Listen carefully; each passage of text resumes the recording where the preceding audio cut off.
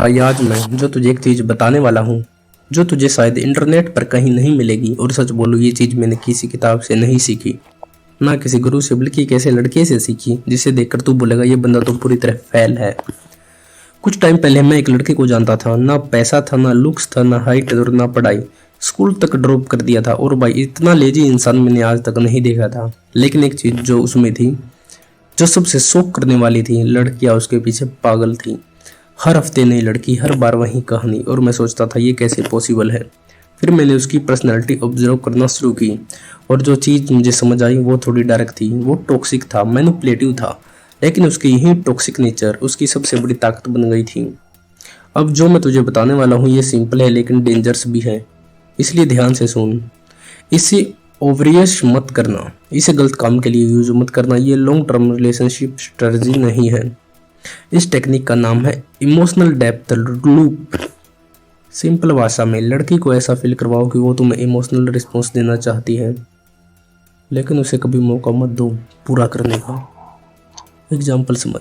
तूने नोटिस किया होगा कभी शावर में आर्ग्यूमेंट रिपीट करते हो, यार वो टाइम पर ऐसा बोल देता तो काश थोड़ा और बात कर लेता। यही है लूप।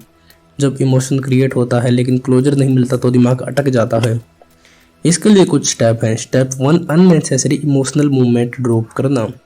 अब असली खेल शुरू होता है। तू कैजुअल उसके साथ बैठा है, मस्ती कर रहा है, और अचानक तू बोलता है मुझे वो लोग पसंद नहीं जो सिर्फ काम पढ़ने पर याद करते हैं। मैंने ऐसे लोगों को अपनी लाइफ से हटा दिया है। फिर चुपचाप कॉफ़ी पी और टॉपिक चेंज कर दे। उसकी दिमाग में क्या होगा? उसका ब्रेन बोलेगा ये क्या था, मैंने रिएक्ट क्यों नहीं किया, क्या मैं कुछ मिस कर गई? अब उसके दिमाग में गिल्ट होगा, क्यूरियोसिटी होगी और कन्फ्यूजन होगा। तीनों एक साथ एक्टिवेट हो जाते हैं। इमोशनल डेप्थ क्रिएट हो गई। स्टेप 2 है, जब वो ओपन हो तो कोल्ड रहे। अब वो ट्राई करेगी बैलेंस करने का। वो कुछ पर्सनल शेयर करेगी। मुझे लोगों से जल्दी अटैच होने पर डर लगता है। अब नॉर्मली लड़के क्या करते हैं, अरे क्यों, बताओ ना तुम्हें क्यों डर लगता है। लेकिन तू क्या करेगा, हाँ तू वैसे ही लगती है बस, और टॉपिक चेंज। इम्पैक्ट क्या हुआ? उसने दिल खोला, तूने इम्पोर्टेंस ही नहीं दी। अब वो फील करेगी मैंने गलत कहा, शायद मुझे और खोलना चाहिए था दिल, शायद ये इनफ नहीं था। अब वो चेंज करेगी, तुझे नहीं तेरी रिएक्शन को। स्टेप 3 है डिसअपेयर। सबसे डेंजरस स्टेप है। अब सबसे पावरफुल मूव, तू अचानक गायब हो जाना। ना एक्सप्लेनेशन, ना ड्रामा, ना क्लोजर। अब उसके दिमाग में क्या होगा, काश मैं उस दिन कुछ और बोलती, काश मैं उससे समझ पाती, मैंने चांस खो दिया। अब वो तेरा व्हाट्सअप चेक करेगी, इंस्टाग्राम स्टोरी देखेगी, खुद मैसेज करेगी, क्योंकि वो तुझे नहीं, उस इनकम्प्लीट फीलिंग को चेज कर रही है। वही इट वर्क। भाई, इंसान रिजेक्शन भूल जाता है लेकिन इनकम्प्लीट मोमेंट कभी नहीं भूलता। जब इमोशनल स्टार्ट हो लेकिन ख़त्म ना हो तो ब्रेन लूप में फंस जाता है। अब अगर तू वापस आ जाता है तो सॉरी मत बोल, बस कैजुअल बोल, थोड़ा टाइम चाहिए था।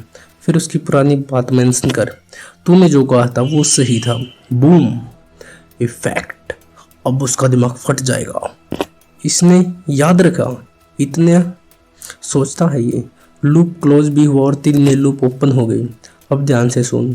ऑब्सेशन परमानेंट नहीं होता लेकिन इमोशनल इन्वेस्टमेंट सालों चलती है। इसलिए शुरुआत में हुक क्रिएट कर, फिर धीरे धीरे जेन्युइन कनेक्शन बिल्ड कर। भाई, ये गेम पावरफुल है लेकिन गलत तरीके से यूज मत कर। स्मार्ट बन, मैनिपुलेटिव नहीं। मिलते हैं नेक्स्ट वीडियो में।